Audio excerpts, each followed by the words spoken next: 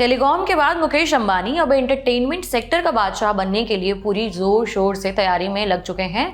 इस साल फरवरी के आखिर में उनकी कंपनी रिलायंस इंडस्ट्रीज ने वॉल्ट डिज्नी के साथ मर्जर का ऐलान किया था।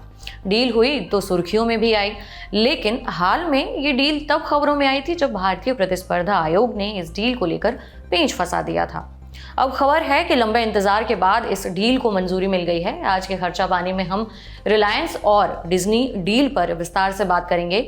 जानेंगे कि रिलायंस और वॉल्ट डिज्नी के बीच मर्जर से एंटरटेनमेंट सेक्टर में क्या बदलाव आएंगे, मुकेश अंबानी की कंपनी वाईकॉम 18 और डिज्नी के पास फिलहाल कितनी टीवी चैनल हैं, इस डील से रिलायंस को कितना फायदा होगा, दोनों कंपनियों के एक साथ आने से देश के करोड़ों टीवी दर्शकों को क्या फायदा होगा। आज के खर्चा पानी के इस बुलेटिन में हम इन्हीं सभी बातों का विश्लेषण करेंगे। जानेंगे कि इसमें मुकेश अंबानी की पत्नी नीता अंबानी का क्या रोल होगा। इसके अलावा ये भी बताएंगे कि मुकेश अंबानी ने रिलायंस के निवेशकों के लिए ऐसा क्या ऐलान किया है कि वो सुनकर खुशी से झूम उठेंगे।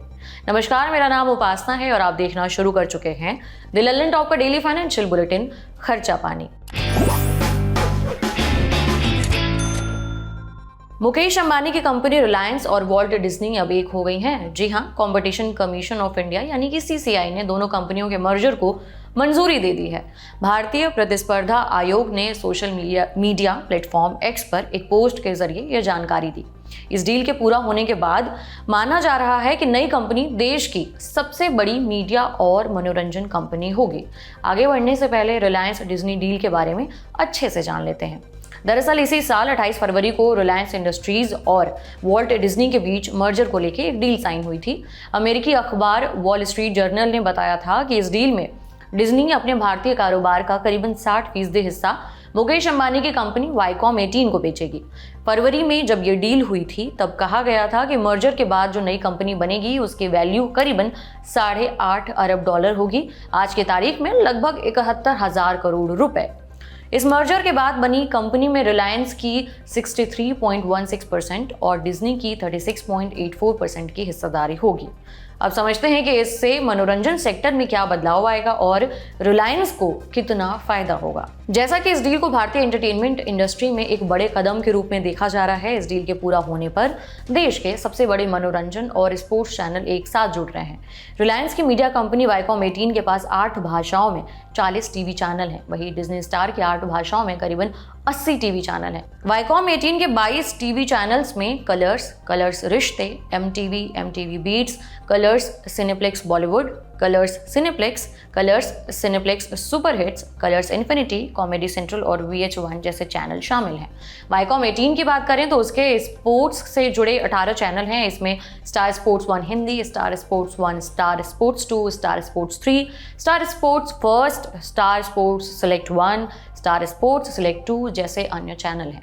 वहीं डिज्नी के एंटरटेनमेंट चैनलों में स्टार गोल्ड 2, स्टार उत्सव movie, star gold romance HD, star movie, star gold select समेत अन्य चैनल्स के नाम हैं। इसके अलावा नेशनल ज्योग्राफिक, नेट जियो वाइल्ड और कुछ अन्य बच्चों के लिए दिखाए जाने वाले चैनल शामिल हैं। इस तरह से देखें तो दोनों कंपनियों के एक साथ आने से कुल मिलाकर रिलायंस के पास 120 चैनल हो जाएंगे।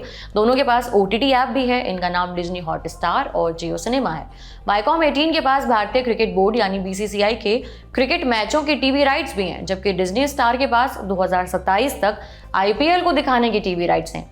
दूसरी तरफ रिलायंस के OTT प्लेटफॉर्म जियो सिनेमा के पास IPL दिखाने के राइट्स हैं। रिलायंस के न्यूज़ चैनल्स इस डील का हिस्सा नहीं होंगे क्योंकि वो नेटवर्क 18 ग्रुप के अंदर आते हैं। डिज्नी हॉटस्टार के पास 3.6 करोड़ और रिलायंस के पास 1.5 करोड़ पेइंग सब्सक्राइबर हैं, यानी नए वेंचर का कुल सब्सक्राइबर बेस 5 करोड़ के पार पहुंच जाएगा। जहां एक तरफ रिलायंस के साथ पार्टनरशिप से डिज्नी को बिजनेस बढ़ाने और रिस्क कम करने का मौका मिलेगा, वहीं इससे मुकेश अंबानी को $28 अरब करीबन 2.3 लाख करोड़ रुपए के एंटरटेनमेंट सेक्टर पर एक मजबूत पकड़ मिल जाएगी। जाहिर है कि दोनों के एक साथ आने से मनोरंजन के क्षेत्र में बड़ा बदलाव आने की संभावना है। लोगों को मनोरंजन के ज्यादा विकल्प भी मिलेंगे। इसके अलावा दोनों के मर्जर के बाद Zee entertainment enterprises limited, Sony Pictures Networks India, Sun TV network, Netflix, Amazon Prime Video और दूसरी कंपनियों के लिए कड़ी प्रतिस्पर्धा हो जाएगी। इसका फायदा रिलायंस डिज्नी के नए वेंचर को मिल सकता है। माना जा रहा है कि मर्जर से बनी नई कंपनी के पास टीवी और स्ट्रीमिंग सेगमेंट में भारतीय विज्ञापन बाजार की 40% हिस्सेदारी होगी। खैर, ये दोनों कंपनियों के फायदे की बात हो गई, लेकिन सवाल ये है कि इस मर्जर का फायदा टीवी के दर्शकों को कैसे मिलेगा। पहला फायदा ये होगा कि लोगों के पास मनोरंजन के ज्यादा विकल्प होंगे। वहीं डिज्नी के दर्शकों की पहुंच रिलायंस के कंटेंट तक और रिलायंस के दर्शकों की पहुंच डिज्नी के कंटेंट तक हो जाएगी। मर्जर के बाद बनी नई कंपनी के पास 2 लाख घंटे का ऑनलाइन कंटेंट हो जाएगा। मतलब इसे आप ऐसे समझिए कि अगर आज की तारीख में आपने बैठ करके कंटेंट देखना शुरू किया इस नए प्लेटफॉर्म पर, तो आप 23 साल तक लगातार कंटेंट देख सकते हैं और 23 साल पूरे करने के बाद तो फिर प्लेटफॉर्म पर नए कंटेंट भी आ जाएंगे। यानी लोगों के पास मौज करने के खूब साधन होंगे। दूसरा फायदा ये होगा कि दोनों कंपनियां ग्राहक बढ़ाने के लिए सस्ते प्लान लॉन्च कर सकती हैं। इसका सीधा फायदा दर्शकों को मिलेगा। हालांकि ऐसा नहीं है कि डिज्नी पहली बार किसी भारतीय कंपनी के साथ साझेदारी करने जा रही है। रिलायंस के साथ समझौते से पहले डिज्नी 1993 में के मोदी ग्रुप और साल 2006 में रॉनी स्क्रूवाला के यूटीवी सॉफ्टवेयर कम्युनिकेशंस के साथ जॉइंट वेंचर गठबंधन किया था। इसके बाद डिज्नी ने 2018 में आज के हिसाब से कहें तो करीबन 5,90,000 करोड़ रुपए में मीडिया दिग्गज रूपर्ट मर्डॉक की 21st सेंचुरी फॉक्स का अधिग्रहण किया था, जिससे डिज्नी का भारतीय कारोबार डिज्नी स्टार, जिसे तब स्टार इंडिया कहा जाता था, उसके खाते में, उसकी झोली में आ गया था। बता दें कि रिलायंस इंडस्ट्रीज और डिज्नी मर्जर के बाद बनने वाली जो नई कंपनी होगी उसकी चेयरपर्सन मुकेश अंबानी की पत्नी नीता अंबानी होंगी। नीता रिलायंस फाउंडेशन की भी फाउंडर हैं। उन्होंने बीते साल रिलायंस इंडस्ट्रीज के बोर्ड से इस्तीफा दे दिया था। वैसे मुकेश अंबानी शायद देश के इकलौते बिजनेसमैन हैं जो जिस सेक्टर में हाथ डालते हैं वहां तूफान ला देते हैं। उदाहरण के लिए, जब उन्होंने टेलीकॉम सेक्टर में कदम रखे तो जियो ने टेलीकॉम के क्षेत्र में भूचाल ला दिया। आज भी जो कॉम्पिटिटर कंपनियां हैं जियो के आगे नहीं टिक पा रही हैं। आज की तारीख में शायद ही कोई ऐसा क्षेत्र है जहां मुकेश अंबानी की बादशाहत ना हो। एशिया के सबसे अमीर आदमी और रिलायंस इंडस्ट्रीज के चेयरमैन मुकेश अंबानी का कारोबार तेल से लेकर ग्रीन एनर्जी तक फैला हुआ है। आपको बता दें कि इसके पहले मीडिया रिपोर्ट्स में कहा गया था कि सीसीआई का मानना है कि डिज्नी हॉटस्टार और जियो सिनेमा के मर्जर से मार्केट में कंपटीशन नहीं बचेगा। समाचार एजेंसी रॉयटर्स ने अपनी रिपोर्ट में दावा किया था कि सीसीआई ने रिलायंस और डिज्नी की डील को लेकर सबसे बड़ी चिंता क्रिकेट के ब्रॉडकास्टिंग राइट्स को लेकर जताई थी।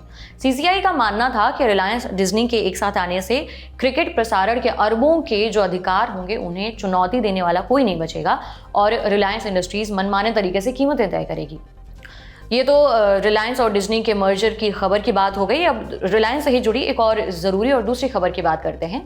मुकेश अंबानी के रिलायंस इंडस्ट्रीज ने अपने निवेशकों को एक बहुत बड़ा तोहफा दिया है। कंपनी ने निवेशकों को बोनस शेयर देने का ऐलान किया है। मुकेश अंबानी ने देश की सबसे मूल्यवान कंपनी रिलायंस इंडस्ट्रीज की 47वीं एनुअल जनरल मीटिंग, जिसे एजीएम भी कहते हैं, उस दौरान ये घोषणा की है।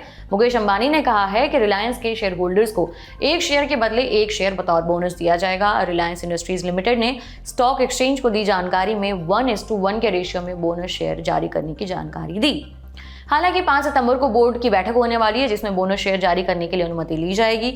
आपको बता दें कि जिस तरह होली, दिवाली या खास मौकों पर सरकार या फिर निजी कंपनियां अपने कर्मचारियों को बोनस देती हैं, ठीक वैसे ही शेयर मार्केट में लिस्टेड कुछ कंपनियां अपने निवेशकों को भी खुश करने के लिए बोनस शेयर देती हैं। कंपनियों को इसका फायदा इसलिए होता है कि इससे निवेशकों के पास शेयरों की संख्या बढ़ती है और स्टॉक की कीमत कम होने से शेयरों में रिटेल निवेशकों की भागीदारी बढ़ जाती है। बहरहाल, ये था आज का खर्चा पानी। ये बुलेटिन लिखा था हमारे साथी प्रदीप यादव ने। उम्मीद करते हैं आपको जानकारी पसंद आई होगी। पसंद आई तो फीडबैक के लिए कमेंट बॉक्स खुला है। बाकी अन्य खबरों के लिए देखते रहिए रियल लंदन टॉप। शुक्रिया।